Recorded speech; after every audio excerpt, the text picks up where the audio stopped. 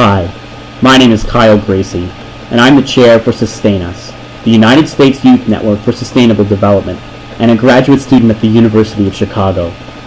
And I am so inspired that so many Indian youth have come from across the country to talk climate solutions this week.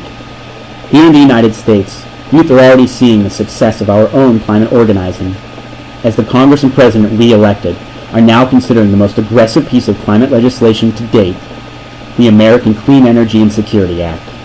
This act has already passed our House of Representatives and is now being considered in our Senate, with a vote expected in September. With leadership from President Obama and more youth organizing, this act stands a good chance of passing and allowing us to go to the Copenhagen negotiations with a binding climate law. Still, it is not strong enough.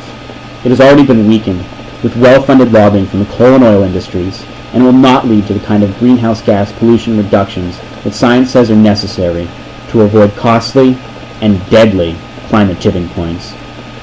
That said, youth are united in our push for the strongest piece of legislation possible, U.S. leadership in the Copenhagen negotiations leading to a binding climate deal for the developed countries, and more emissions reductions when we come back to the United States next year.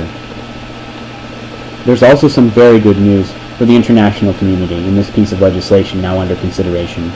At least 1% of the emissions allowances will be directed toward clean technology transfer funding, and another 1% toward adaptation funding internationally.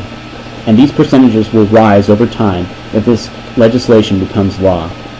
While youth here know these commitment levels are not strong enough, either in terms of funding or in terms of emissions reductions, they are a good start for a country that is well behind in its commitments to the world, and we will be sure to push for stronger legislation in the future. And we are so happy to work with you and with youth around the world in ensuring that our future is a safe and stable one. Thank you so much for your hard work.